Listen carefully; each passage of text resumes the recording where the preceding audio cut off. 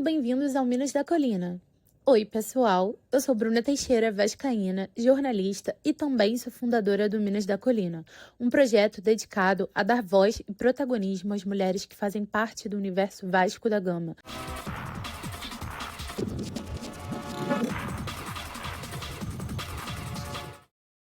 Poucas pessoas têm a coragem de deixar tudo para trás em busca de um sonho.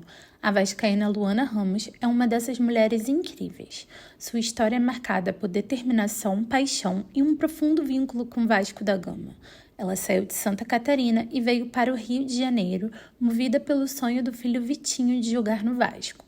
Mas não parou por aí. A conexão da família com o clube foi além, e Luana encontrou sua própria forma de brilhar no Vasco. A vascaína, com sua competência profissional, excelência no trabalho e amor pelo clube, deixou sua marca no Centro de Memória CRVG e no Espaço Experiência, onde emocionou e acolheu milhares de torcedores por 6 anos, mostrando que o Vasco é muito mais do que um clube. É uma casa para todos que o amam.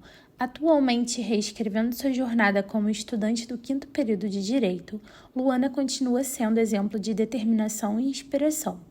Vamos ouvir agora diretamente dela sobre os desafios, as conquistas e o impacto que o Vasco teve e ainda tem em sua vida.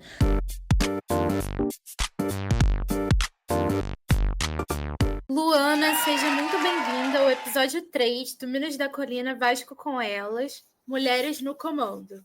Muito obrigada, Bruno. O prazer é todo meu. Muito obrigada pelo convite. Você fez uma escolha corajosa ao sair de Santa Catarina para o Rio de Janeiro, com o sonho de ver o seu filho Vitinho jogar pelo Vasco. Ao longo da sua jornada, você teve outras mulheres fortes como referência? Sim. Na verdade, eu tive, assim, mas a principal foi a minha mãe.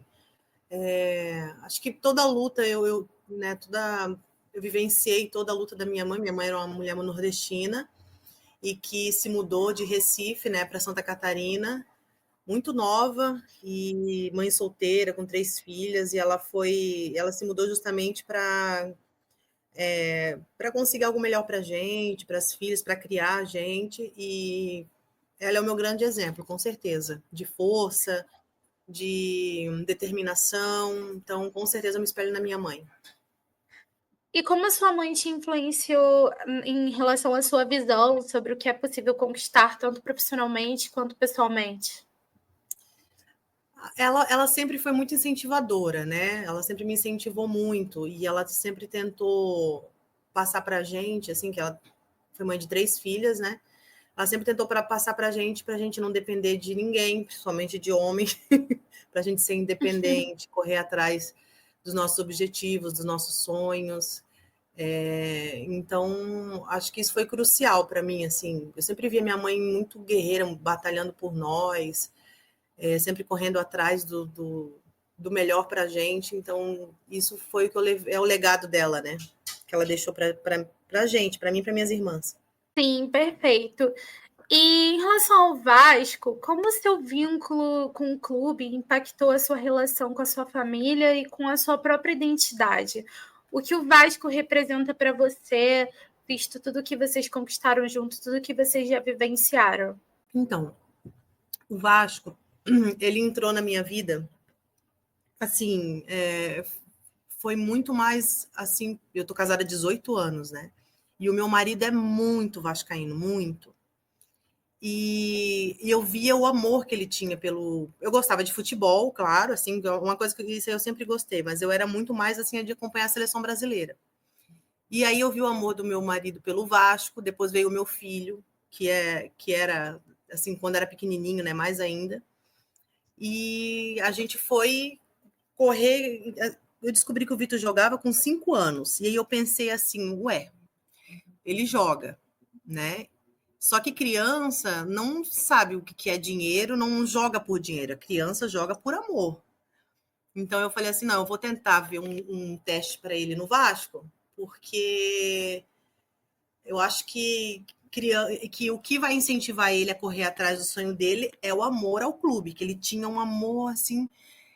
Eu lembro que uma vez lá na minha cidade foi o pessoal da Larissa Manoela fazer um teste lá, porque ele era muito desenvolto, ele dançava e tal, e muito inteligente. Aí eu pensei assim, vou levar ele para fazer esse teste. Só que para enganar ele, para ele querer fazer o teste, eu disse que valia uma ida para São Januário. Ele foi. Aí ele colocou a camisa dele, colocou o uniforme dele do Vasco, levou a bola. E eu falando, não, filho, que se você for bem lá, você vai ganhar uma ida para São Januário. Aí ele chegou lá na hora do teste, ele só falava no Vasco. Onde que é? O que eu tenho que fazer? Tem que cantar o hino. Foi muito engraçado, porque o pessoal não estava entendendo nada. Mas é porque ele estava ali pelo Vasco, né? E eu lembro que eu perguntava assim, Vitor, o que você prefere? Ir para Disney ou conhecer São Januário? E ele falava, conhecer São Januário, era o sonho dele. Imagina, a gente de Santa Catarina, uma cidade pequena, né, relativamente pequena, Joinville, então, assim, era um sonho, se é um sonho para quem já é daqui do Rio de Janeiro, imagina para quem é de fora, né?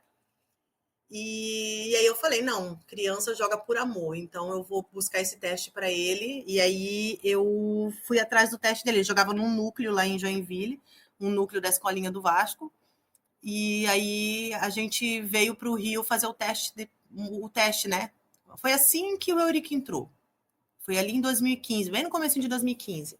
A gente fez uma rifa lá na nossa cidade, rifamos uma bicicleta, uma camisa de time, e para conseguir o dinheiro para vir para cá. Aí a gente veio, chegando aqui no Rio, eram muito meninos, muitos. E aí ele foi e eu vi que ninguém estava olhando nada, porque o pessoal estava tudo preocupado com o Carioca que ia começar. E o técnico nem olhava para o Vitor. Aí eu peguei e não sei se você lembra que teve a vinda do Falcão para cá, no Fut7. Aí o Falcão vinha para cá no Fut7, só que ele ia ser apresentado no sábado. E o Vitor estava fazendo o teste, tipo, eu tinha 4 dias para o Vitor fazer o teste, para ele aparecer e ficar, porque a nossa passagem era de ida e volta e a gente não podia ficar mais tempo. Se eles falassem assim, só vou saber daqui a uma semana, não ia dar, porque a nossa passagem estava comprada de ida e volta. Aí no sábado ia ter essa apresentação do Falcão e eles iam deixar. E as crianças iam entrar em campo com o Falcão. As crianças do Sub-8, era Sub-8 naquela época. Aí o Vitinho pegou, daí nisso o vice-presidente, que é o seu Mourão, chamou todos os pais, né, para poder dizer como que ia ser, que eles iam vestir o uniforme. Daí nisso, quando ele acabou a reunião, eu fui lá e chamei ele. Aí eu falei, oi, senhor, chamei ele de senhor, de doutor, tipo, com todo respeito, assim. Eu falei, não, senhor, é que eu tô com meu filho aqui, eu sou de Santa Catarina, e o meu filho, ele é apaixonado pelo Vasco, ele joga futebol, e eu gostaria muito de que vocês vissem ele e tal. Aí ele me chamou, ele falou para eu explicar novamente a história, só que o que aconteceu? Antes de eu vir para o Rio de Janeiro fazer o teste do Vitor, eu peguei uns lances dele, que eu sempre filmava. Eu peguei uns lances dele e ele participou de um campeonato lá em Itajaí. Daí, nesse campeonato, era a escolinha do Vasco contra as escolinhas Fla. E de Itajaí e Redondeza ali, né? Por exemplo, ele era de Joinville. E o Vitor fez alguns dribles nos meninos do Flamengo lá. Uns dribles bem legais, assim. Eu peguei esses dribles e joguei na internet. Aí eu comecei que nem uma louca. Eu falei assim, eu queria que vissem, antes de eu vir para cá, eu queria que vissem os lances dele. Eu comecei a marcar o Romário, @Romário, olha o meu filho. Comecei a marcar o Edmundo. Marquei o Falcão também, que eu sabia que o Falcão estava vindo para o Vasco. Comecei a marcar todo mundo. Nessa época até o Romário me bloqueou, porque acho que ele deve ter pensado assim, chata. Aí até o Romário me bloqueou. Eu fui desbloqueada agora, recentemente, que eu conheci a filha dele, né? E pedi para ela, pelo amor de Deus, pedir para ele me desbloquear, que eu sou o maior fã do Romário. Aí o que aconteceu? Ele pegou. Daí, quando eu fiz isso, foi bem. Naquela época, estava começando os grupos de WhatsApp. Né? Só tinha privado, normal, e aí começou os grupos de WhatsApp, e eu peguei os vídeos dele e mandei num grupo de WhatsApp só de vascaíno. Aí aquilo ali meio que viralizou internamente. Acho que naquela época até podia só 100 pessoas entrar no grupo e tal. E aí eu fui mandando os lances dele, e ele contra o Flamengo, assim. Eram uns lances bem legais. Ele pequenininho, assim, ele driblava 1, 2, 3 e dava o passe pro gol. Aí, o que aconteceu? Cheguei, falei com o seu Mourão, falei assim, seu Mourão, então, aí expliquei para ele toda a história, que a gente era de Santa Catarina, que a gente estava disposto a mudar para realizar o sonho dele, porque ele era muito vascaíno e a gente queria correr atrás desse sonho dele, porque lá em Joinville, para essa idade que ele tinha, não tem investimento, então é tudo escolinha, não tinha uma base. E a gente sabia que ele estava ficando frustrado, porque ele estava jogando contra a escolinha e estava chato, ou eles não entendiam o que ele queria fazer, ele acabava tendo que pegar a bola e carregar a bola sozinho para poder fazer o gol, porque o pessoal não entendia. Então eu vi que estava sendo tava sendo complicado para ele, que o pessoal não estava entendendo, sabe? E aí eu falei isso com o seu Mourão e falei que estava disposta a mudar. Aí ele pegou, e aí eu falei dos lances, né, para ele e tal. Aí ele pegou e falou: "Não, espera aqui que eu já volto". Aí ele pegou e foi, subiu para a sala do Eurico. E nisso a gente estava conversando, aí o seu Márcio, que era o assessor dele, né, o falecido seu Márcio, chegou para a gente e falou assim: "Olha, mas vocês querem se mudar de lá para cá? Mas olha, o Rio de Janeiro não é fácil, você tem certeza e tal". Na época, meu marido trabalhava na Unimed, na federação, né, no administrativo, e a gente estava disposta a mudar. Aí ele pegou e falou: mas não é bem assim, o Rio de Janeiro não é fácil, o que você acha que vai conseguir e tal, tararã. E a gente falou: não, mas pelo sonho dele a gente tenta e tal. Daí nisso, o seu Mourão chegou da sala do Eurico. Quando o seu Mourão chegou da sala do Eurico, ele escutou o seu Márcio falando assim: não é bem assim, é muito difícil. Daí o seu Mourão pegou e falou: também não é assim, Márcio. O que vocês querem? Daí na época a gente precisava do aluguel, né? Porque e lá eu morava de aluguel em Joinville e a gente viria para cá, eu ia ter que ficar cuidando do Vitinho e o Adriano ia tentar a transferência da Unimed de lá para cá. Então só ia estar um trabalhando, porque eu ia ter que ficar em função dele. E aí a gente pediu então um aluguel, que o Vasco pagasse o nosso aluguel. Quando o seu Mourão chegou e o seu Márcio estava dizendo que não era bem assim, ele pegou e falou assim: mas também não é assim, Márcio. Eu estou há 35 anos aqui no Rio e tal. O que vocês estão precisando para vocês virem para cá? Daí eu falei assim: então a gente precisa do aluguel. Aí ele falou assim: vamos lá falar com o seu Eurico. Sendo que o meu marido queria ver o Eurico, só que ele estava de bermuda. E aí o seu Mourão já tinha falado: mas de bermuda na presidência não entra. Daí, quando o seu Mourão voltou de lá, ele já voltou assim: vamos lá falar com o seu Eurico. Aí eu fiquei assim: mas e a bermuda? Daí ele falou: não tem problema. Daí nisso a gente foi na sala do seu Eurico. Quando a gente chegou lá na sala, tinha uma mesa assim, né? Uma mesa grandona que tem lá na presidência. Aí estavam sentados os filhos do Eurico, né?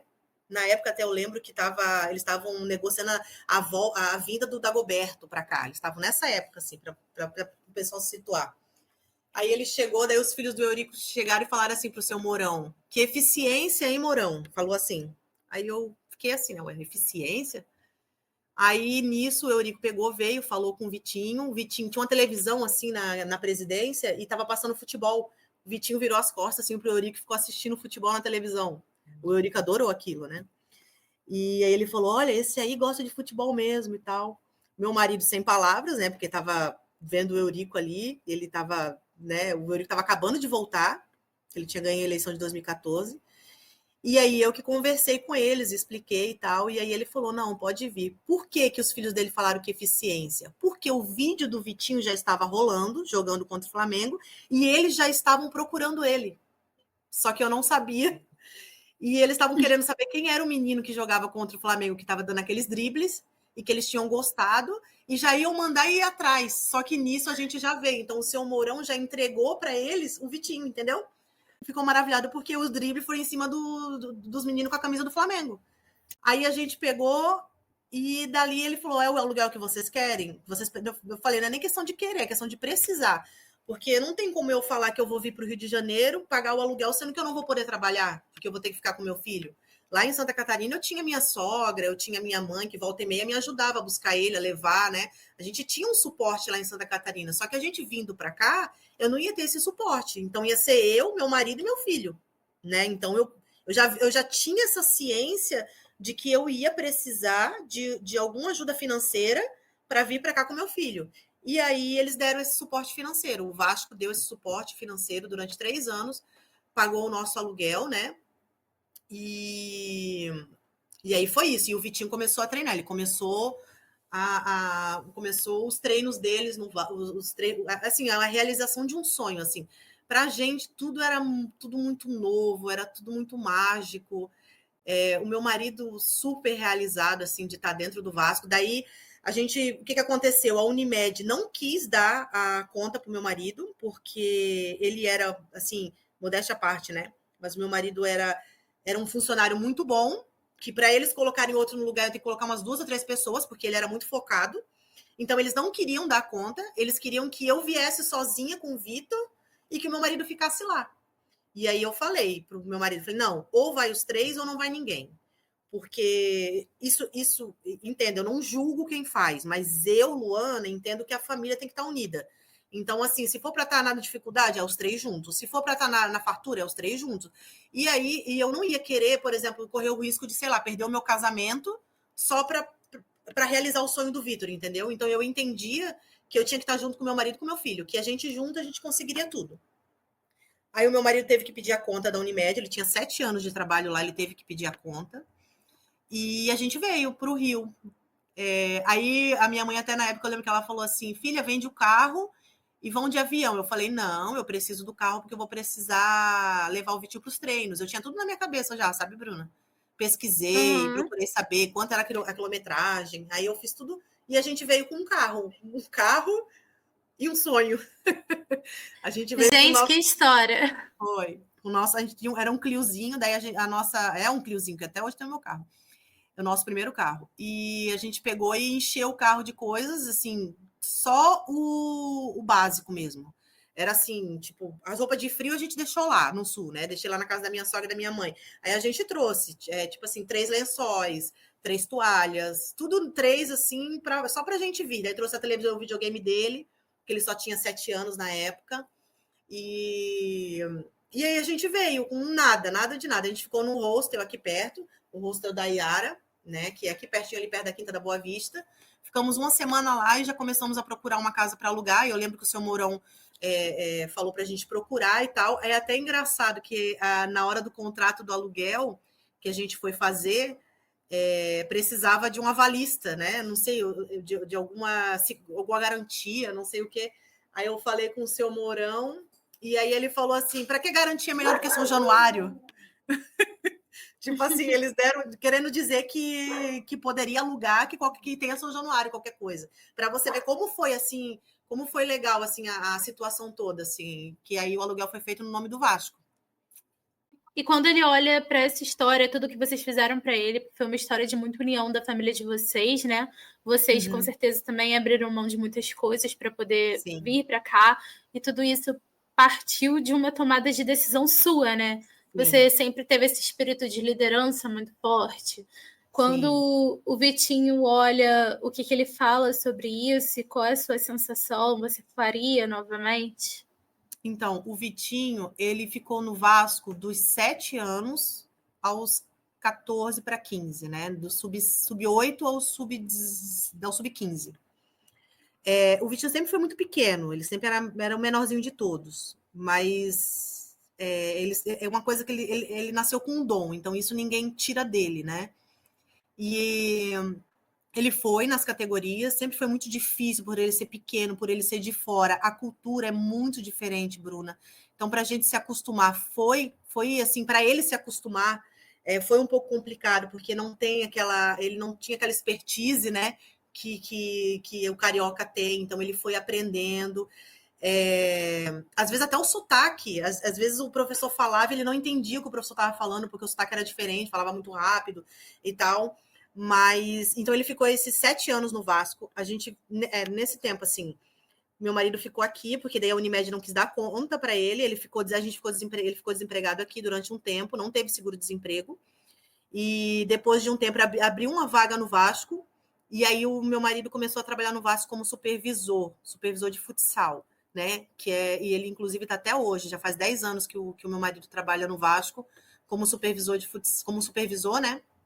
E aí, quando abriu essa vaga, aí tudo assim melhorou pra gente, né? Porque aí meu marido estava trabalhando, e aí eu ficava em função do Vitinho, o Vasco estava ajudando a gente com aluguel, e o meu filho estava evoluindo, ele estava aprendendo, foi evoluindo. Tipo, eu falo que é o que meu filho começou a faculdade dele com 7 anos, porque é uma faculdade de vida. O futebol para criança, ele vai aprendendo os fundamentos, aprende, assim, foi muito legal assim a evolução do Vitor.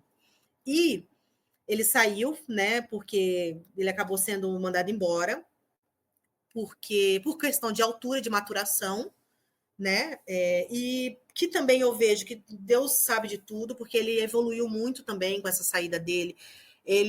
A gente morava do lado de São Januário, então ele acordava cedo, ia para a escola ali no Vasco, da escola ele almoçava ali no refeitório, do refeitório ele pegava o ônibus e ia treinar.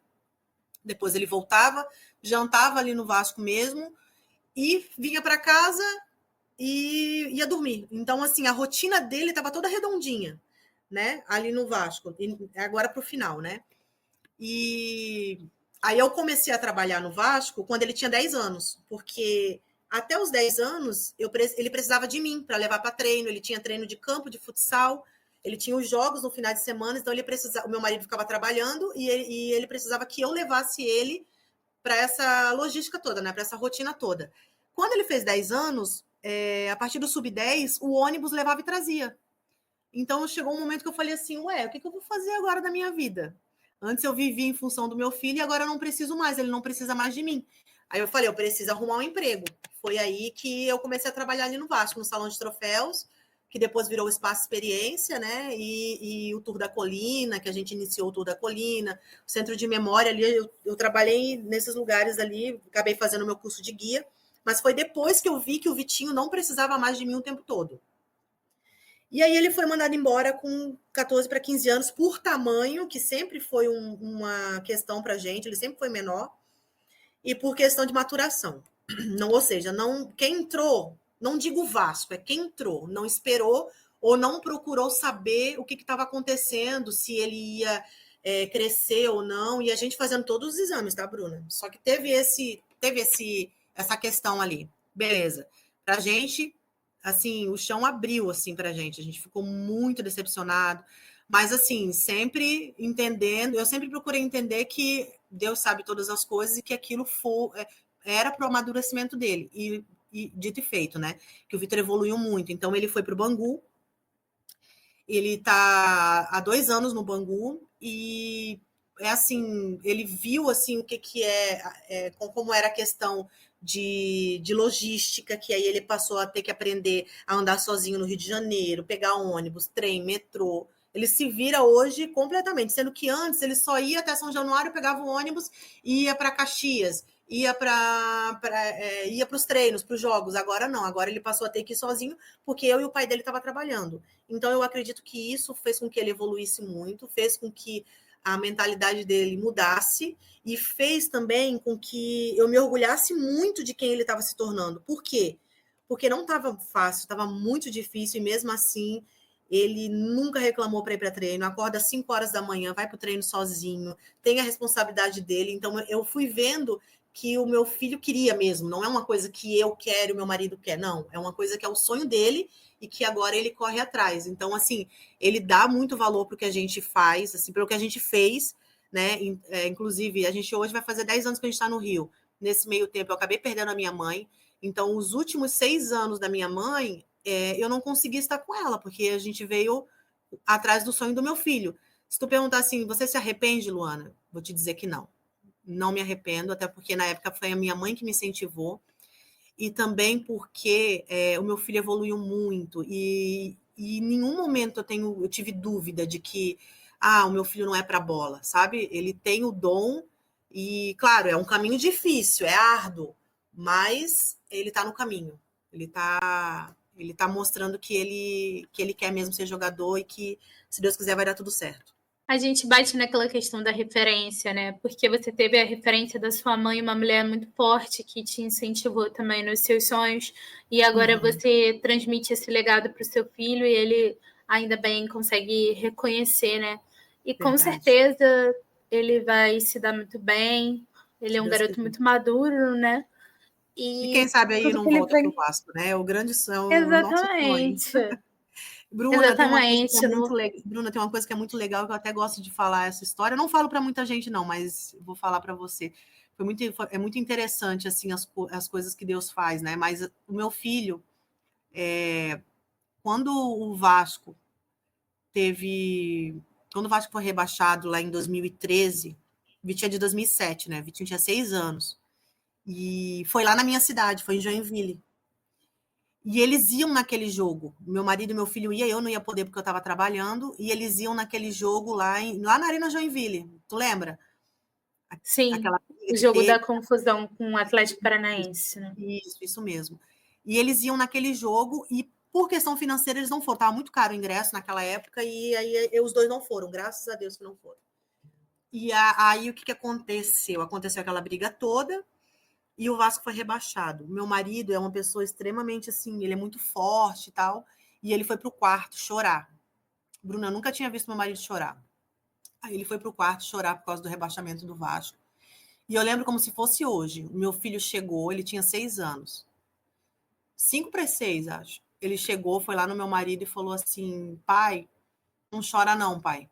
Um dia eu vou crescer, eu vou ser um jogador de futebol e vou ajudar o nosso Vascão. Perante essa luz que está me iluminando, ele falou isso. Ele tinha só 6 anos. Eu olhei aquilo assim, Bruna. Eu assim, caiu, eu chorei, porque, tipo. E o meu marido muito sentido. Meu marido é muito vascaíno, Bruna, tu não tem noção. E aí eu falei assim, cara, é isso que vai mover o sonho dele.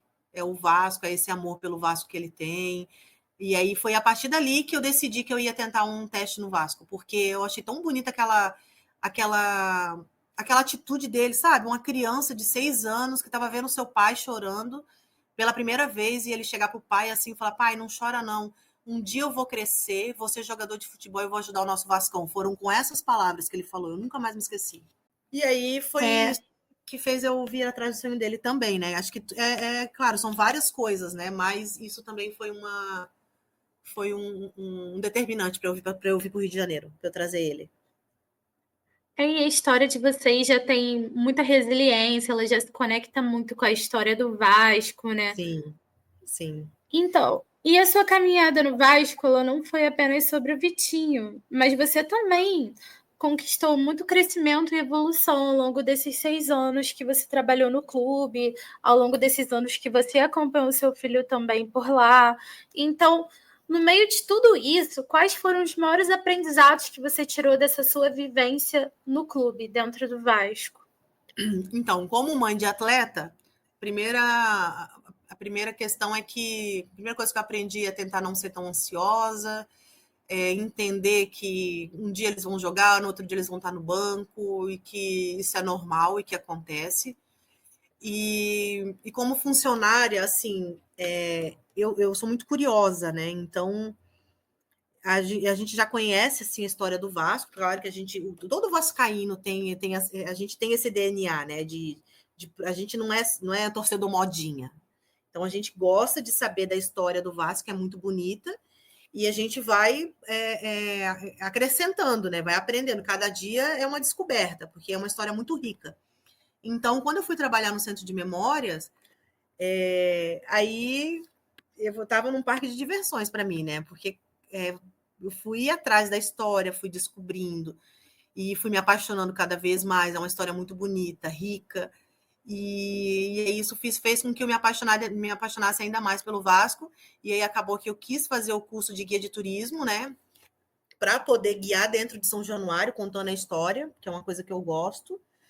E foi isso, foram 6 anos onde eu participei ali, comecei com um salão de troféus, porque a dona Angelina a dona Angelina se aposentou, né? Ela tinha trabalhado quase 40 anos ali no salão de troféus. Aí comecei no salão de troféus, aí eles já falaram que teria um projeto, né? Um projeto também para o Centro de Memória, que era o Tour da Colina, então a gente ajudou a implementar. Eu lembro que o primeiro dia que eu fui para fazer a entrevista foi foi o primeiro dia que teve um tour ali em São Januário. Assim, só que um tour foi uma experiência, né? Então eu participei de tudo isso, assim, a gente acabou participando da escolha do roteiro, que antes não tinha o campo. Então a gente trazia também os pedidos dos visitantes, né? A gente levava até a direção, até a diretoria do que eles estavam pedindo, porque antes não entrava no campo, não entrava no vestiário, e a gente foi pedindo, olha, eles querem muito que entre no campo. E aí a gente foi adicionando e fazendo com que o Tour da Colina ficasse do jeito que é hoje, claro, com todo mundo ajudando, né? Teve o seu Eloy, que foi um vice-presidente que me contratou. Aí teve o seu João, que também foi o próximo vice-presidente que teve, o Valmer, que é o historiador do clube, né? Então a gente foi adicionando, foi arrumando, né, a casa e vendo como que ficaria melhor. E hoje, assim, o Tour da Colina é um grande sucesso.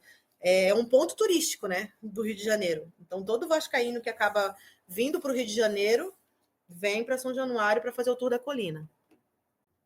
No seu setor lá no Vasco, né, do Centro de Memória, depois no Espaço Experiência, o Tour da Colina, enfim, você teve a oportunidade de emocionar e acolher milhares de vascaínos, proporcionando momentos únicos nessa relação com um clube que envolve tanta paixão. Qual foi o momento mais emocionante ou surpreendente que você vivenciou nesse espaço? Olha, são muitos, são muitos. Eu até acabei ficando, eu lembro que eu acabei até ficando amiga de um repórter do Globo Esporte. Ele falou assim: fica com o meu contato, quando você vê alguma história diferente, alguma história legal, pode mandar para mim. Então, quando eu vi alguma história interessante, ele precisava de uma pauta, ele pedia para mim e eu mandava para ele, porque eram muitas histórias assim. A gente teve, nossa, o pessoal chegava lá chorando, porque era o sonho da vida dele. De filha, eu lembro que teve uma vez uma filha que o pai era muito vascaíno, passou o amor para ela, e ela é de muito longe, acho que de Manaus, e ela estava realizando, o pai havia falecido, ela estava realizando o sonho do pai, e ela estava em São Januário. Quando ela chegou em São Januário, assim, ela desabou, assim, de emoção, sabe? Tipo, eu chorava junto, né? Que eu sou manteiga derretida, mas eram muitas histórias, assim, tinha gente que acabava que estava com um câncer terminal, e o último pedido deles era conhecer São Januário, então eles iam para São Januário, mesmo debilitado, fazia o tour da colina. Teve uma vez um senhorzinho que ele tinha deficiência visual, e ele foi no campo, aí pediu para ficar descalço, que ele queria sentir o gramado, e ele tocou assim na estátua do Romário, sabe? Ele ficou no tato, assim, sabe? Isso também foi muito marcante. São muitas histórias, Bruna, muitas histórias. É muito legal assim ver, porque aquilo ali é a realização de um sonho, né? A gente, às vezes, que acaba andando no clube todo dia, para a gente acaba ficando normal depois de um, né? Porque a gente já está aqui. Agora, para pessoas que a vida delas o sonho da vida delas é conhecer São Januário, é muito emocionante. E pedidos de casamento, pedido de namoro, é bem legal assim de ver. Todo dia um roteiro diferente, né? Você falou Verdade, de é verdade. jornalista do Globo Esporte, mas eu lembro também que quando eu trabalhava com você e surgiu uma história dessas, você sempre Sim, me mandava uma mensagem, eu descia correndo para poder tentar isso. pegar alguma coisa. E é exatamente isso, eu acho que você resumiu muito bem, porque é a realização de um sonho e a gente, como vascaínas, né, nós Uhum, conseguimos sentir a mesma sensação, a gente consegue compartilhar e querer também proporcionar o melhor. Eu sentia muito orgulho de estar mostrando São Januário também junto com sim. vocês, né? Quando eu descia para a parte do tour. E de E estar as mostrando histórias, São Januário para as pessoas. eu sou apaixonada por história, assim. Eu acho assim que eu sou apaixonada por histórias e principalmente emocionantes e comoventes. E eu lembro que o Roberto, né, o Dinamite estava. Ele ia muito ali com a gente. E às vezes, quando tinha algum amigo que ele queria que fosse, ele ligava pra gente: Luana, libera aí meu amigo e tal. E aí o pessoal fazia o tour ou ia lá dentro do Espaço Experiência. E eu lembro que a última história que eu mandei para ele, né? Aí o que eu fazia? Quando chegava alguma história diferente, eu filmava, né, para guardar, porque eu falava, não, essa história não é possível, tem que aparecer em algum lugar, porque essa história não pode ficar escondida assim.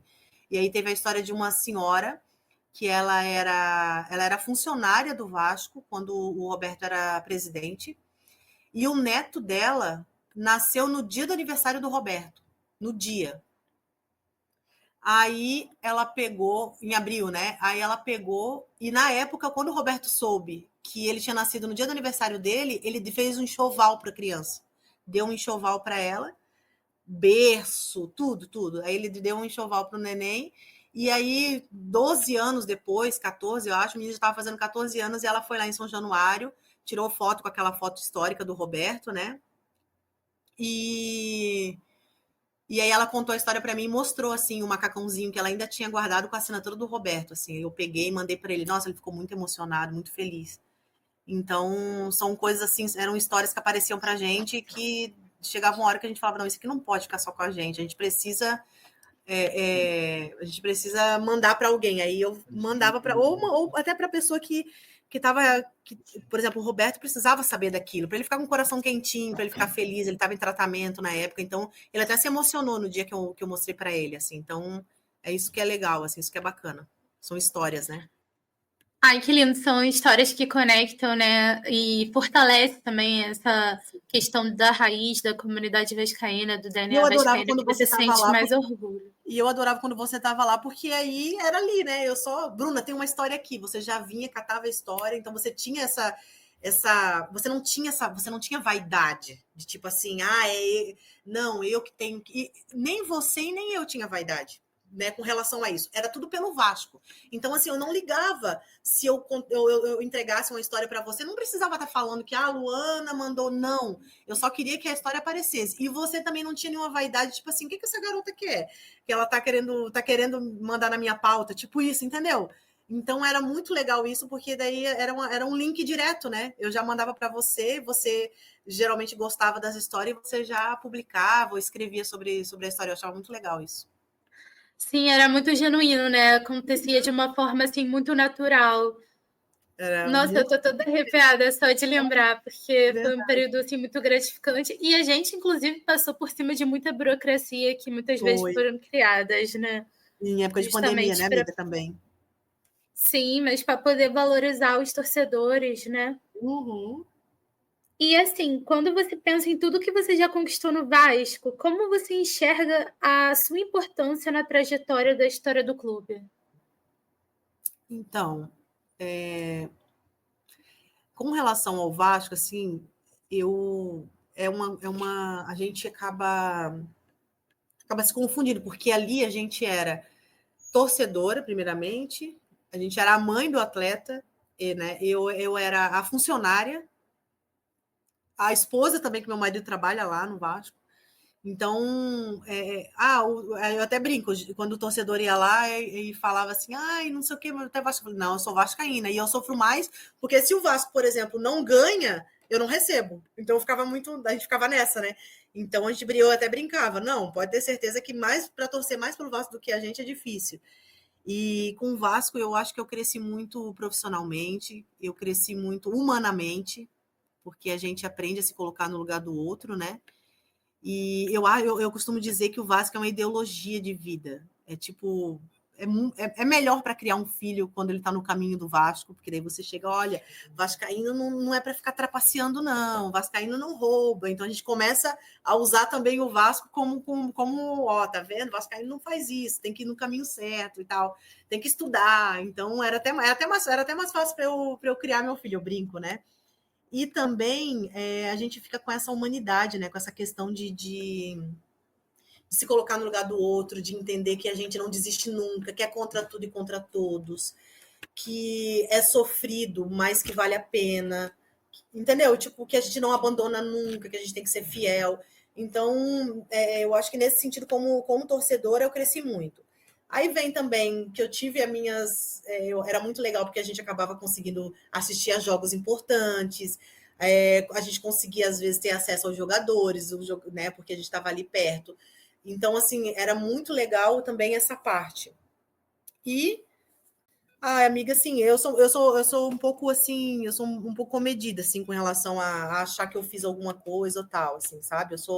Eu acho assim que eu fiz o meu trabalho, eu saí de lá com a minha consciência limpa, de saber que enquanto eu estava lá, independente se o salário estava em dia, se o salário estava atrasado, você sabe disso, que você passou isso com a gente também, e que a gente até conversava sobre isso, que independente se o salário estava atrasado ou não, a gente estava lá pelo Vasco. Então, assim, claro, a gente precisava do salário, óbvio, mas não é porque eu não estava recebendo que eu ia fazer o meu serviço de qualquer jeito, eu ia descontar no visitante, que não tem nada a ver com aquilo. Então, eu acredito assim que a gente veste a camisa e a gente quer entregar sempre o melhor para o Vasco, para o Vascaíno, por São Januário, que é a nossa segunda casa. Então, assim, e a questão da implementação do Tour da Colina. Então, cara, eu lembro que às vezes precisava fazer tour ali em São Januário, por exemplo, uma vez eu fiz um tour 6 horas da manhã, porque era o Crivella, o prefeito na época, e estava para liberar o CT, né, o terreno do CT.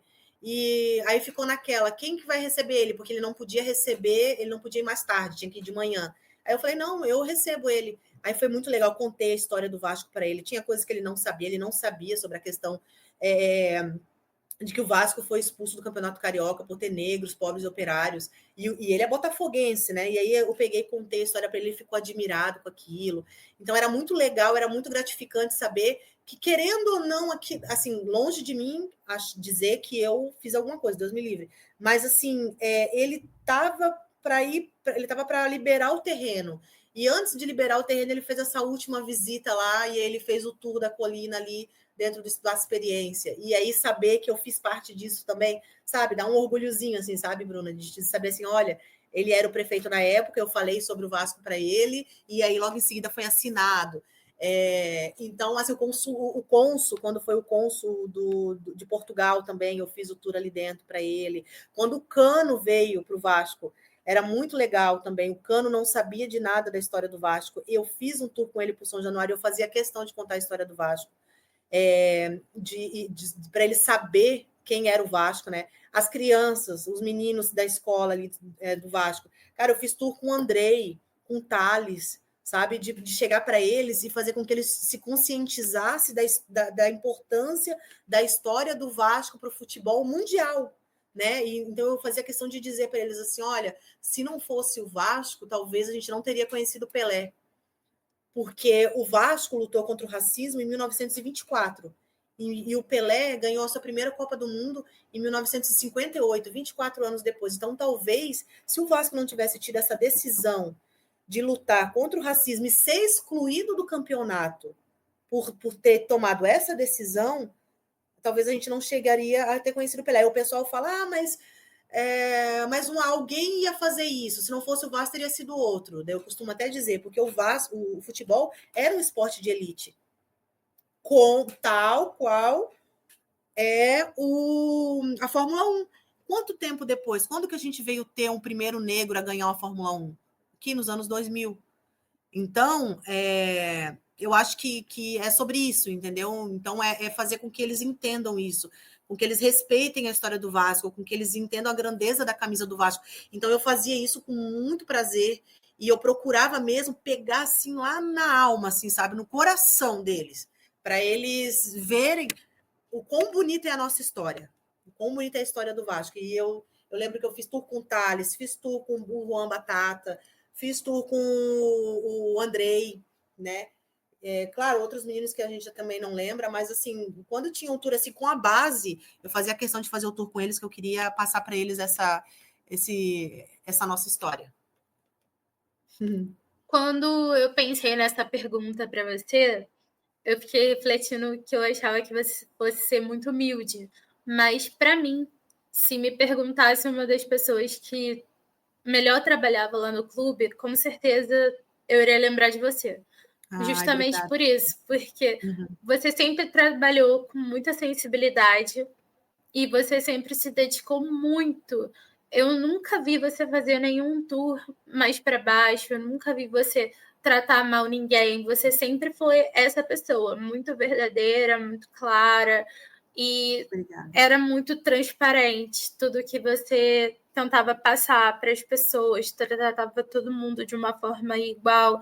Então eu tenho certeza, quando eu fiz essa pergunta, eu imaginava que você seria humilde na sua resposta, mas olhando de fora eu vejo assim o tamanho do seu trabalho, o tamanho de tudo que você construiu lá dentro, e eu tenho certeza que o seu impacto foi muito forte, tanto que você impactou até mesmo a minha vida, né? Porque obrigada, amiga. Estou emocionada.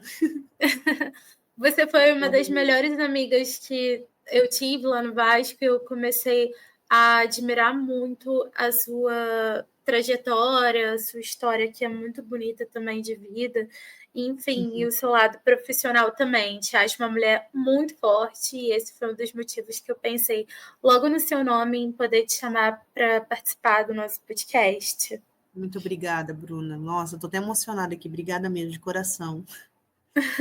De nada, você merece todos os elogios. Então, Luana, o Vasco ele tem uma identidade muito forte que ele é refletido nas pessoas que fazem parte dele. Como você acha que o clube contribuiu para moldar a sua personalidade e a sua visão de mundo? O Vasco influenciou a sua mudança de carreira, porque você agora está numa transição? Como foi essa escolha? Então, com relação à advocacia, né, que agora eu estou fazendo direito, na verdade, foi um sonho que eu sempre tive. Isso aí, eu lembro que quando eu tinha 9 anos, a minha mãe falou que eu ia ser advogada, porque eu já era apocalíptica, né, como falo. Assim como você, tá? E eu argumentava muito e tal. E eu Eu via. tenho uma palavra muito boa para isso. É Ah, questionadora. A gente é isso, crítica. Conseguimos exatamente. analisar o nosso ambiente. É, isso mesmo, revolucionárias, isso mesmo. E eu lembro que aí eu era muito, eu já era muito, eu indagava muito, eu preferia apanhar, mas perguntar porque eu estava apanhando, entendeu? Tipo isso, assim, eu era muito argumentadora. E a minha mãe já dizia. E bem nessa época eu vi a luta da minha mãe para tentar conseguir a pensão alimentícia para as 3 filhas, né? Então ela colocou meu pai na justiça lá em 90. E aí eu via a guerra dela para ela tentar conseguir com que o meu pai ajudasse a gente, né? Ajudasse, né? Auxiliasse, que era a obrigação dele. Então ali eu já decidi, na minha cabeça eu pensava assim, eu vou querer ser advogada para eu ajudar minha mãe a conseguir a pensão do meu pai. Não entendia que quando eu crescer já ia ter passado isso, né? Mas foi ali. O que acontece? Eu aí, 9 anos, minha mãe falando, não, a Luana vai ser advogada. Aí pula para eu com eu estava com uns 13 anos na escola, né? Eu estava no sexto, no sétimo ano, que antigamente era série, né? Sétima série, eu acho. E aí tinham quatro salas do sétimo ano. E o meu professor de português resolveu fazer um julgamento. Vamos fazer um julgamento de uma senhorinha. Ele passou o caso concreto, né? E disse assim: vai ter eu vou ser o juiz, que era ele, e vai ter o advogado de acusação, o advogado de defesa, e vai ter a senhorinha que é uma contrabandista. E vocês vão ter que defender. E eu era eu no caso era advogada de defesa. E aí eu fui advogada de defesa, Bruna, eu só sei te dizer, Bruna, que a mulher ela é a réu, né? A ré, né? Que é a advogada, que é a contrabandista, ela era culpada. Só que eu fiz o estardalhaço naquela escola. Era como se fosse uma peça. Só que não tinha um script. Era eu que fazia, né? E aí eu fui, arrumei prova e fiz isso e fiz aquilo. Eu só sei que das quatro salas, a minha foi a única que a velhinha teve que ser foi absolvida. Porque o professor falou assim: Luana, contigo não dá. Ali eu tive certeza que eu queria ser advogada. Pronto. Passou, parte para mim com 18 anos. Já namorava o meu atual marido. Prestei vestibular na época, não tinha Enem, prestei vestibular lá em Santa Catarina, lá em Joinville, só que aí eu passei, tipo, na segunda chamada. Só que nesse meio tempo, até sair o resultado, eu meio que tive uma briga com a minha mãe e casei. No que eu casei, falei assim, não vai dar para eu prestar para eu fazer a faculdade de Direito, porque senão eu precisaria que minha mãe me ajudasse, e eu, orgulhosa que sou e que era, falei assim, não vou querer que minha mãe me ajude, porque eu tinha brigado com ela, né? E aí eu casei. No que eu casei, depois de um ano, eu engravidei, tive o meu filho, tive que esperar o meu marido fazer a faculdade dele, que ele fez faculdade de administração, e o meu sonho de fazer advocacia foi ficando de lado, porque eu tinha que trabalhar e eu não ia querer trabalhar o dia todo, depois fazer faculdade, chegar em casa, olhar para o meu filho pequenininho e ele tá dormindo. Então, assim, eu sempre priorizei muito a maternidade. No meu caso, entenda, não julgo quem faz, mas como eu quis muito ser mãe, eu não quis terceirizar a maternidade e eu quis muito dar atenção para o Vitinho. Então, o que ele fazia? Ele ia para a creche meio período, eu trabalhava meio período também, e aí eu ficava com ele. Então, eu tinha um tempo legal com meu filho. Para mim, era isso que estava me preenchendo naquele momento. E o meu sonho de fazer direito ficou guardadinho. Em 2015, quando a gente veio para cá, a gente viveu em função do Vitinho. Em 2016 eu tentei voltar para fazer a faculdade aqui, só que acabou que eu acabei parando, porque quando eu ia para a faculdade estava tendo muito tiroteio, então eu fiquei com medo, acabei ficando mais em casa. E aí a minha mãe faleceu em 2021. E quando foi em 2022 eu falei assim, cara, esse sonho era meu, esse sonho era da minha mãe, então eu vou voltar agora, o Vitinho já está criado, ele já está com 15 anos, e eu estava trabalhando no Vasco, e também teve uma questão, que estava aquele burburinho de que São Januário ia fechar. Aí, o que aconteceu? Aí eu peguei e falei assim, não, agora eu vou atrás do meu sonho. E aí estava nesse burburinho de que São Januário ia fechar. Aí eu falei, meu Deus, São Januário vai fechar, o que eu vou fazer? Aí olha a ideia que eu tive, eu falei assim, já sei, vou fazer faculdade, só que eu vou fazer faculdade de marketing. Porque até São Januário fechar, qualquer coisa eu consigo uma vaga no marketing aqui em São Januário. Porque o marketing vai ter que continuar trabalhando, mesmo São Januário fechado. Olha o meu pensamento. Fui para marketing, cheguei lá no marketing, começou a ver, minha filha começou umas contas lá doida, matemática, eu falei assim, não é comigo. Eu sou de humanas, não sou de exatas. Aí eu peguei, fui na sala ao lado, assim, tava tendo direitos humanos, uma aula de direitos humanos. Aí eu entrei lá, cara, aí eu, tipo, apaixonada. Eu falei assim, cara, é isso aqui, eu nasci para fazer isso. Aí eu peguei e troquei de marketing, fui para direito, né, que era o meu sonho, e aí continuei, e eu falei assim, qualquer coisa eu vou tentar alguma coisa aqui dentro do Vasco, na área do direito, na parte jurídica. E aí foi indo, até cheguei a concorrer a uma vaga lá dentro de São Januário para ser preposto, só que não deu certo, porque já tinha uma outra pessoa, já acabou que eu acabei me inscrevendo muito tarde, porque eu fiquei sabendo tarde da vaga, e aí chegou um momento que eu falei assim, cara, eu preciso trabalhar na minha área, né? Eu estava na época no quarto período de direito, e o direito, ele é muito formal, né?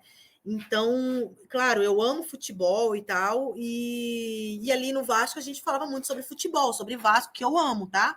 Mas que não estava acrescentando na minha vida na faculdade. Então, o que eu falei? O que eu pensei? Cara, eu vou ter que parar aqui e vou ter que recalcular a rota. Então, eu peguei e eu acabei, né, pedindo para sair e a gente ir procurar estágio na minha área. Aí eu comecei estágio no TJ, agora estou na Defensoria Pública, estou amando, estou na área que eu gosto, não sei ainda qual área que eu vou seguir, né? Se vai ser. Eu penso muito em fazer desportivo, tá? Porque direito desportivo é uma área que tem muita carência e ainda mais de mulher, né? É muito difícil mulher que acaba ingressando nessa área do desportivo. Então, eu acho que seria um caminho que eu seguiria, mas eu também gosto da área da família, eu gosto da parte criminal. E minha menina, agora eu estou na parte na fazendária, ajudando pessoas que precisam, que é uma coisa que na Defensoria Pública que me pegou bastante, estou amando. Então, é isso, assim. E o Vasco acabou impulsionando por causa dessa questão de São Januário. Então, ali foi um comecinho que eu fiquei pensando no que eu poderia agregar, porque o tour não ia poder mais ter em São Januário, eu pensei. Não vai mais poder ter tour em São Januário enquanto estiver em reforma. Eu preciso de um plano B. Então, eu vou iniciar esse plano B. Tanto que eu iniciei esse plano há 2 anos atrás, São Januário ainda não está em reforma, né? Só que aí, no meio do percurso, eu acabei vendo que eu precisava entrar para a minha área. Claro que eu adoraria estar na parte jurídica dentro do Vasco mesmo, mas como não teve a vaga, não tem problema nenhum, eu acabei seguindo o meu caminho sem o Vasco, assim, com relação a estar lá dentro. Mas só Deus sabe o dia de amanhã, né? Quem sabe? Pode ser que surja outra vaga, outra oportunidade, vai trabalhando em cima disso. Uhum. E, assim, você tocou num ponto muito importante, que você disse que quase não tem mulheres nessa parte de gestão jurídica nos clubes de futebol. E para muitas mulheres, encontrar exemplos de sucesso e liderança é fundamental. Qual é a sua opinião sobre a importância de visibilidade de mulheres em diferentes áreas, especialmente em um clube tão gigante quanto o Vasco, para gerar identificação e pertencimento? Então, a gente, como você falou, né? A gente teve a primeira vice-presidente, acho que foi que, né? Ela até também era da parte jurídica, de cartório e tal. E a Era a gente vê que Sônia. a dona Sônia, exatamente. A gente vê que tem um buraco enorme, né? Que em todas as áreas. Assim, eu lembro até que eu fiquei tão feliz quando eu te vi, nossa, ela está no jornalismo, então porque é difícil, né? É muito difícil a gente encontrar. A gente acaba tendo que viver naquele mundo ali muito masculinizado, porque as mulheres acabam não tendo tanta oportunidade. E eu acho que é importante, para tu ter uma ideia, Bruna, até se você quiser colocar ou não isso no ar, mas, por exemplo, para você ver. Olha só o que eu acabei passando. Quando chegou um determinado momento, eu lembro que eu sempre falava assim, o salário estava sempre atrasado, tanto do meu marido quanto o meu, e eu falava assim: quando o meu salário estiver em dia, eu faço questão de virar sócia. Vou virar sócia do Vasco, né? Não porque eu queria ingresso nem nada, até porque eu consegui ir aos jogos, mas eu quero virar sócia do Vasco. Aí o que aconteceu? Entrou a 777, nosso salário ficou em dia, e eu fui e me dei de presente de aniversário, né, como a sócia estatutária. Eu fui lá no dia do meu aniversário, dia 1º de setembro, acho que foi de 2022, não estou lembrada agora. Eu fui lá para fazer a minha carteirinha. No que eu fui fazer, eu queria colocar o meu filho como dependente. Aí eu falei assim, vou colocar meu filho como dependente, porque eu acho que o Vitinho na época tinha, sei lá, uns 14 anos, não lembro. E aí eu queria usar o calabouço. E aí, no calabouço, eu pensei, eu vou pagar ele como dependente, pagava acho que R$ 20 a mais só. E aí, quando eu cheguei lá, na secretaria, eles falaram assim, a senhora não pode. Eu falei, mas como não posso? Não, a senhora não pode, que ele não pode ser seu dependente. Só se ele for o sócio e a senhora vai ser dependente dele. Ou então do seu marido. Seu marido tem que ser sócio e a senhora vai ser dependente dele. Eu falei, mas como assim? Aí eles falaram assim, não, é porque não pode, está no estatuto. Eu fiquei horrorizada, Bruna, porque o que acontece? É um estatuto que ainda está antigo e que tem essa deficiência e que eu, como mulher, não posso ser uma sócia que coloque o meu marido como dependente ou o meu filho como dependente, porque o estatuto é antigo, patriarcal, e somente o homem tem o direito de ter dependentes. Eu não teria direito. Tu já pensou esse absurdo, Bruna? Então, mas você chegou a olhar o estatuto? Cheguei a olhar, assim, olhei por cima, até na época eu fiquei meio. Falei com alguns, na época falei com o seu Horácio, falei com o pessoal que isso deveria mudar.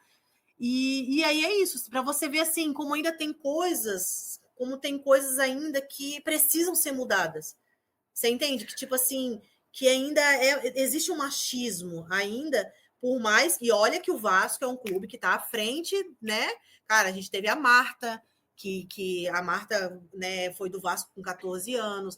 A gente, né, teve a Dona Sônia como primeira vice-presidente, mas a gente ainda não teve uma presidente mulher. Então, ainda existem ainda algumas lacunas que precisam ser preenchidas e que precisam ser vistas, ser revisadas, entendeu? Porque isso é uma coisa que às vezes passa batida, porque na cabeça deles, mulher não liga para isso, qual o problema? Aí eu te pergunto, qual o problema de eu querer, eu prometi para mim mesma que eu iria me dar como presente, ser sócia estatutária, quando eu tivesse o meu salário em dia. E aí eu chego e quero colocar o meu filho, que é menor de idade, como minha dependente, e eu não posso, mas o meu filho pode ser estatutário e eu ser dependente do meu filho, por ele ser homem. Você entendeu? E aí eu falei, não, mas Nossa. eu quero que seja no meu nome, eu quero votar, eu quero ser a sócia. Isso foi uma promessa que eu fiz para mim. Por que eu não posso? Entendeu o que eu quero te dizer? E acabou que eu não pude colocar ele como dependente, virei sócia estatutária só por mim mesmo e ficou por isso.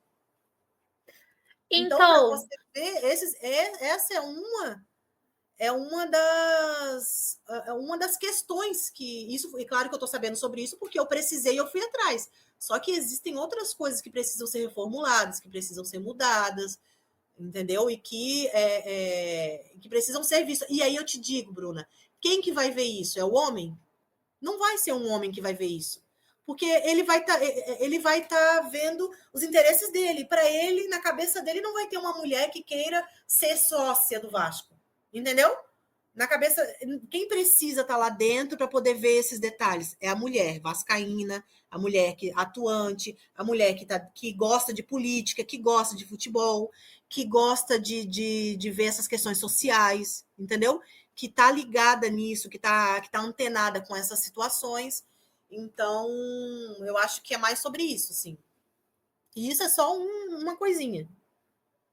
eu não tinha noção sobre essa situação que você me falou. Eu sou Sim. sócia estatutária, eu sou sócia proprietária, no caso, e Uhum, tenho dependente. Mas a uhum, minha dependente é uma mulher. sim. Será que tem alguma ligação? Eu estou jogando aqui, não estou Sim, é afirmando, uma, até é uma porque eu coisa que não tenho pergunta, ou pode, conhecimento. ou alguma coisa que Do possa já ter sido mudado. Tu conseguiu quando colocar ela como dependente? 2019, mas assim, a minha dependente é uma mulher. Eu Sim, acho que vale a pena sim, uma investigação para saber se você não pode colocar um dependente homem, o sim, que acaba sendo um agravante. sim. Não, e aí na época o meu filho, sendo menor de idade, poderia ser o estatutário e eu poderia ser dependente dele. Mas ele ser meu dependente não pode, sendo meu filho. E aí eles falaram também que eu poderia ser pede pro teu marido fazer o sócio no nome dele e você fica dependente dele. Aí eu falei, não, porque eu prometi para mim mesma que eu viraria sócia. É uma coisa minha. Aí, tipo, eu não poderia colocar o meu marido como meu dependente. Olha só, amiga. Sendo que hoje em dia já tá podendo até mudar de sobrenome, né? Se fosse o caso. Por exemplo, o homem já poderia ter o sobrenome da mulher, não é? Só que o estatutário do Vasco ainda tem essa regrinha para você ter como. Pra você ter... Aí na época eu passei para frente. Eu falei pro seu Horácio, falei para o seu João Ernesto, acho que eu falei para o seu João Ernesto também. E aí, agora, por último, eu falei com uma amiga minha, que ela é assessora da atual presidente da OAB, né? A Thaís. E aí eu falei com ela sobre essa situação e ela tá bastante assim. A gente até tem um grupo agora muito legal que se chama. Como é que. Até esqueci o nome. É Advocacia Cruz Maltina. Deixa eu ver aqui. Deixa eu até lembrar aqui o nome. E aí, que é só. Até dei essa ideia para ela. Eu falei: olha, a gente precisa se juntar. O pessoal da advocacia precisa se juntar, do jurídico, porque. Né, para estar todo mundo junto. E aí ela fez um grupo, Advocacia Cruz Maltina é o nome, que é só o pessoal de advocacia. E que aí eu passei para ela, e eu passei essa situação para ela, e ela ia tentar passar para frente para ver se ela consegue alguma mudança ou algum projeto, alguma coisa que possa mudar essa questão do estatuto, né?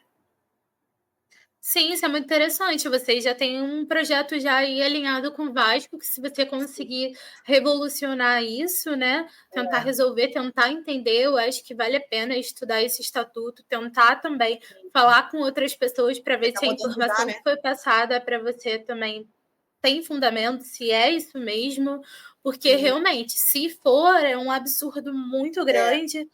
A gente, em 2024, tá E eu tendo fiquei uma muito triste, situação sabia, menina? dessa. Na época eu fiquei muito chateada, porque eu queria colocar o meu filho como meu dependente, ele sendo menor, e aí eles chegaram e dizer assim: não, ele pode ser o estatutário e você ser dependente dele, mas você não pode ser dependente, mas ele não pode ser seu dependente. Eu fiquei assim, nossa, eu me senti lá atrás, em 1920. Exatamente, Imagina. chega a ser tão surreal, né? É, exato. Faltava daqui a pouco ele não entendeu, mas assim, é uma coisinha que é só um detalhe, mas que isso precisa ser votado, precisa ser mudado. E aí precisa que uma mulher passe por isso para poder dizer, olha, eu passei por isso aqui, tá errado, né? Então, assim, que as mulheres se unam para poder mudar esse sentido aqui. Porque cada um vai sentir na pele o que ela tem de, como é que eu posso te falar? O que ela necessita naquele momento e acaba sendo negado. Então, cada um vai ter o seu poder de fala, né? Como o pessoal gosta de falar e como é bastante verdade. E aí eu pensei sobre isso na época, tentei levar para frente, mas aí também acabou que acredito que não deu em nada. Por isso que tem a importância da gente ocupar cargos maiores, cargos de liderança, cargos de tomada de decisões, para poder mudar de fato esse cenário, né? Que Verdade. é muito mais masculino, porque foi Sim, criado assim. Então tem toda verdade. uma situação de mudança. E nos bastidores do futebol, nós sabemos que muitas mulheres precisam provar o seu valor duas vezes. Você Sim. já sentiu isso ao trabalhar no Vasco? Olha, no Vasco é que, por incrível que pareça, assim, não que eu me lembre, assim, sabe? Eu sempre é que eu sou uma pessoa muito, como eu sou falante e tal, então eu já acabo me impondo assim já de início, assim, sabe? Você se Mas não, posiciona muito bem, né? Você consegue ser firme. assim, e então assim, foi mais nessa situação assim, sobre, eu acho assim de eu me sentir inferior com relação ao homem, foi mais nessa situação, mesmo do quando eu fui virar sócia. Eu não digo nem de você se sentir, até mesmo porque o problema não está em você. Eu digo Uhum, mais numa situação de alguém de fora olhar você e olhar um homem e priorizar, por exemplo, uma oportunidade melhor para um homem. Uhum. Entendeu? Foi nesse Aham. sentido. Ah, sim. Não, assim, sendo sincera, não que eu me recorde, assim, porque eu ficava muito ali na frente, ali, né, ali no espaço experiência. Então, as pessoas, quando chegavam, assim, claro que a gente, por exemplo, claro, quando eu começo a conversar, é óbvio que eles pensam que eu não vou entender nada de futebol. Isso aí, não, pensando nesse sentido, isso aí é de praxe já. Aí quando a gente começa a conversar, começa a demonstrar que a gente sabe, que a gente está por dentro, que a gente sabe, que a gente entende, que sabe o que é um campeonato carioca, que sabe o que é uma Libertadores, uma pré-Libertadores, que a gente começa a saber o que é. Porque a gente começa a conversar, eles ficam um pouco assim, admirados. Nossa, mas uma mulher falando assim e tal, né? Isso aí a gente sente que eles inicialmente pensam que a gente não entende, quando a gente começa a falar, aí eles ficam assim admirados e vê que a gente consegue conversar de igual para igual. Né? E claro, óbvio que eu fui adquirindo, né, esse gosto pelo futebol. Eu sempre gostei, tá? Mas eu sempre gostei, principalmente por causa da seleção brasileira. Mas aí depois veio por causa do meu marido, que o meu marido é assim apaixonado pelo Vasco e seleção também, mas então eu conversava muito com ele. Aí depois veio o meu filho. Daí quando o meu filho veio, eu falei: "Ah, que legal. Meu marido vai ter com quem conversar além de mim". E aí veio a questão do Vitinho no futebol. Então a gente acaba muita arquibancada, é muita conversa. Eu adoro assistir documentários sobre futebol. A gente conversa muito aqui em casa. Aqui é sempre um programa, tudo em volta de futebol, Bruno. É até engraçado. E aí a gente acaba aprendendo com eles e a gente vai vendo, vai tendo opiniões, vai formando opiniões e vai entendendo um pouco mais, né? E aí, nesse sentido, eu senti assim, que quando os homens geralmente chegavam lá no Espaço Experiência, e começava a falar, e o Vasco, hein? Isso e aquilo, e aí eles viam que a gente entendia, que a gente sabia quem estava sendo contratado, que a gente sabia quem estava no comando e tal, aí a gente sentia que eles ficavam um pouco admirados por ser uma mulher, entendeu? Tipo, nossa, uma mulher falando assim de futebol, que legal e tal. Nesse Mas sentido. você via isso também como uma situação de teste, testar para ver se você estava por dentro? É que nem aquelas perguntas meio clichês, né? Quando os homens perguntam assim, mas você sabe o que é um escanteio? Me explica aí. Então, Sim, faz a escalação do seu time. sim. Que acha que a gente está vendo futebol só porque acha algum homem bonito jogando, só para ver as pernas dos homens. Rolava isso. Só que ali na frente eu acabava sempre quando. Porque era assim, de acordo com a situação do Vasco, eram os comentários ali na frente. Então vamos supor, o Vasco vai ter uma final contra fulano. Será que o Ciclano vai deixar o Vasco ganhar porque o outro pode ser rebaixado? Então era geralmente sobre o que estava acontecendo no momento ali. E sempre sobre o Vasco, né?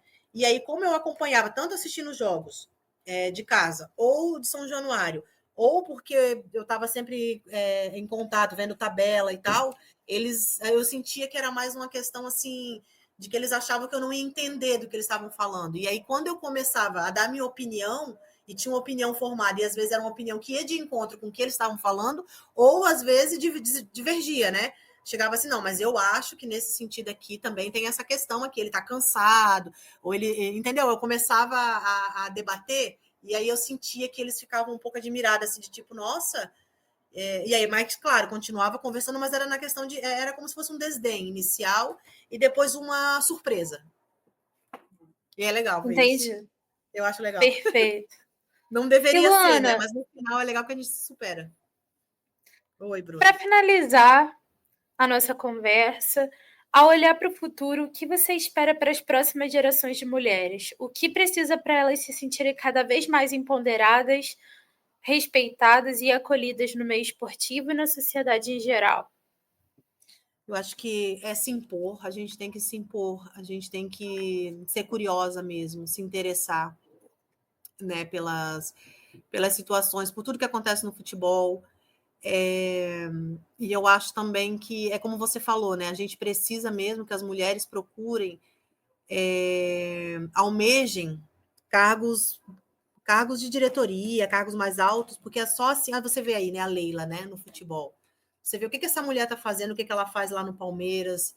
E mesmo ela sendo quem é, com o dinheiro que ela tem, ela encontra dificuldades, ela encontra machismo, ela encontra piadinha e a gente vê que ela tem dia após dia se impor, né? Se ela, que é quem é, acaba tendo que se impor, imagina a gente, né? Então é isso, é um trabalho de formiguinha, mas que a gente não pode desistir. A gente não pode desistir e tem que cada vez mais ir galgando os degraus e procurar o nosso espaço aí no meio do futebol. E a gente vai conseguir isso com o quê? Com conhecimento. Porque a gente, falando com propriedade de causa do que acontece no futebol, é que a gente consegue convencer de que a gente é capaz. Se a gente não tiver propriedade, não falar com convicção, se a gente não tiver conhecimento, a gente não consegue convencer ninguém. Perfeito, eu adorei a sua resposta e eu também acho que está muito conectado com a questão da escola, com a questão da educação em casa, não só educar as meninas, mas também os meninos, para poder normalizar uma situação que já era para estar normalizada há muito tempo, né? Porque a educação, de fato, ela transforma, né? Bruno, olha só que engraçado. Eu lembrei de uma situação aqui que é até engraçado. Eu cresci, né? Aí eu, como mulher, cresci e eu tenho uma dificuldade com direita e esquerda. O meu cérebro precisa parar e ver com a mão que eu escrevo para eu saber qual é a direita. Aí quando eu fui agora renovar minha carteira, e aí eu fui na oftalmo e ela começou a fazer a pergunta lá para poder ver se a gente enxerga direitinho, né? E ela começou a perguntar e aí eu tinha que dizer qual que era o lado, se era direito, se era esquerdo, e às vezes eu demorava um pouquinho. Eu cheguei para ela e falei assim, doutora, eu tô demorando um pouco assim, às vezes, para responder, não é porque eu não tô enxergando, não, é que eu acho que eu tenho uma dislexia, eu falei para ela. Daí ela eu falei assim, eu acho que eu tenho, porque eu tenho esse delay para saber qual é direito e qual é esquerda. E aí ela pegou e falou assim. Aí eu falei, e é incrível, porque eu tenho um filho de 15 anos, acho que o Vitinho tinha 15 na época, e que para ele é tão natural direita e esquerda, para o meu marido também é tão natural que às vezes eu fico até envergonhada, porque eu não consigo, né? Eu preciso desse delay. E aí ela pegou e falou para mim assim, mas você sabe que eu também tenho isso? Aí eu falei, sério? Ela falou assim, mas sabe por quê? Por acaso seu filho joga futebol? Aí eu falei, joga. Aí ela disse assim, então, porque o futebol, os meninos acabam tendo mais facilidade com essa direita e esquerda, porque desde pequeno eles estão com a bola no pé, e aí fica, chuta com a direita, chuta com a esquerda. Então, para eles, é muito cedo que eles lidam com essa direita e esquerda. Tu acredita, Bruna? E aí ela pegou e falou assim, e aí eu vejo que algumas meninas, é mais fácil das mulheres ter dificuldade com a direita e a esquerda, do que os meninos, porque os meninos já desde pequeno acabam tendo esse contato. Então, assim, para você ver da onde que vem já a nossa a defasagem da questão do futebol. Porque a gente, quando é pequena, a gente acaba sendo, claro, neném, vai lá, bota para dormir, dá mamadeira e tal. E o homem vai jogar uma bola, direita, esquerda, entendeu? Então, até nisso, a gente acaba ficando atrás nessa questão. Né? E eu cheguei a essa conclusão conversando com um oftalmologista. O futebol, ele reflete a sociedade, né? Tá. Então, assim, pais, mães, incentive suas filhas a gostarem de futebol também. Não só, até porque o Brasil é o país do futebol. Não só a brincar de cozinha, brincar de boneca. É de não se enxergar, né? Porque as meninas são criadas meio que para cuidar. Exatamente. Até os brinquedos são para cuidar. Exatamente. Verdade. Então é importante mostrar outras possibilidades. Luana, foi incrível conversar com você. A gente até estourou nosso tempo e a gente com certeza tem muitas coisas para falar. Daria para falar muita coisa, porque eu falo muito, você também. Legal. E foi muito positivo, aprendi muito com você aqui hoje. Agradeço por você ter aceitado o convite. Eu que agradeço pelo convite. Disponha, sempre que precisar, pode me contactar. Boa sorte aí na tua pós aí, né, no teu trabalho final. Dizer que te admiro muito, você sabe disso, e que a gente se encontra, como a gente sempre se encontra nas arquibancadas aí do Vasco, e é isso. E obrigada aí pelo convite, tá? Eu adorei o nosso papo. Muito obrigada. Exatamente. Sempre, sempre. Sempre.